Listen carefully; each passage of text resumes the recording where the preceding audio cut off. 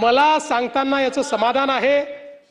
आजच सकाळी माननीय रेल्वे मंत्री मुंबईमध्ये होते आणि त्यांनी हे सांगितलं की आम्ही या संदर्भात सकारात्मक निर्णय घेतो आहोत। लवकरच मुंबईला येऊन या संदर्भातली अधिकृत ते घोषणा करतील आणि त्यानंतर आपल्या सबअर्बन रेल्वेचे सगळे डब्बे हे मेट्रो सारखे एसी आणि रेट्रोफिटिंग नाही, नवीन डब्बे, रेट्रोफिटिंगचे डब्बे नाही, तर या ठिकाणी चांगल्या पद्धतीनं हे डब्बे त्या ठिकाणी येतील की ज्यातमध्ये दरवाजेही असतील आणि या ट्रेन एसी असतील आणि कुठलंही तिकीट वाढ याच्यामध्ये केली जाणार नाही। अध्यक्ष महोदय, नवी मुंबईचं विमानतळ परवाच आम्ही त्याचा मी आणि शिंदे साहेब गेलो होतो, आढावा घेतला आणि ऑक्टोबर पर्यंत हे विमानतळ सप्टेंबरच्या शेवटपर्यंत पूर्ण होईल अशी परिस्थिती आहे। नैनाच्या संदर्भात आपल्याला कल्पना आहे, मी आता जास्त वेळ घेणार नाही, त्याचं डेव्हलपमेंट चाललंय। वाढवण या बंदराचं काम अतिशय वेगानं चाललेलं आहे। जगातल्या पहिल्या 10 मध्ये असलेलं वाढवणचं बंदर हे मुंबईला आणि महाराष्ट्राला एक नवीन मॅरीटाईम ताकद तयार करून देणार आहे। यासोबत नवी मुंबईमध्ये आपण एज्युसिटी तयार करतो। या एज्युसिटीमध्ये 10 फॉरेन युनिव्हर्सिटीज याव्यात अशी आपली अपेक्षा आहे।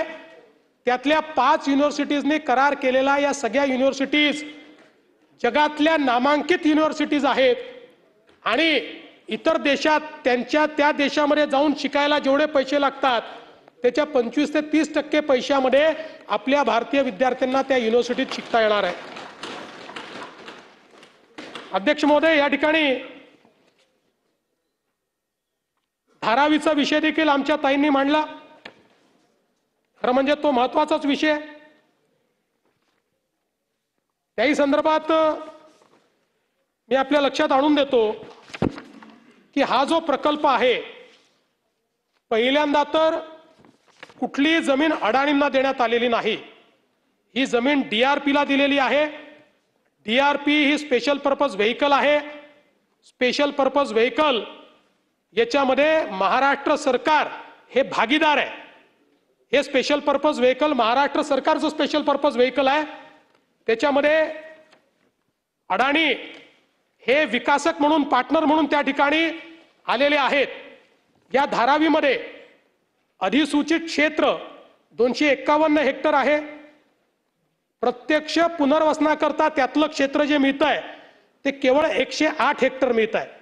उरलेलं सगळं क्षेत्र हे रिझर्वेशन किंवा इतर प्रकारच्या नॅचरल अशा प्रकारच्या ॲम्युनिटीज मध्ये त्या ठिकाणी जाणार आहे।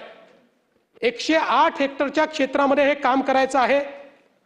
यामध्ये एकूण प्रकल्पाचा जो खर्च आहे हा 95,790 कोटी प्राथमिक खर्च आहे। याची पहिली बांधकाम परवानगी 14/1/2025 ला दिलेली आहे। पुनर्वसन घटकाच्या बांधकामाचा पूर्ण कालावधी म्हणजे 100% रिहॅबिलिटेशनचा कालावधी 7 वर्ष आहे आणि जे पात्र झोपडपट्टी धारक आहेत त्यांचं पुनर्वसन धारावीमध्येच केलं जाणार आहे, बाहेर नाही, धारावीमध्येच। यासोबत ज्यांचे उद्योग आहेत त्यांना उद्योगाकरता तिथेच जागा दिली जाणार आहे, व्यवसाय करता तिथेच जागा दिली जाणार आहे। धारावी ही केवळ एक राहण्याची जागा नाही आहे, ते एक इकॉनॉमिक हब देखील आहे। म्हणजे मी नेहमी सांगतो की 2014 पासून जरा मी मोठ्या दुकानातनं जोडे घ्यायला लागलो। 2014 पूर्वी माझे जोडे मी धारावीतनं घ्यायचो, बॅगही धारावीतनं घ्यायचो। याचं कारण तुम्हाला पाहिजे त्या ब्रँडची बॅग आणि जोडे हे 10% किमतीत तुम्हाला धारावीत त्या काळात तरी मिळायचे।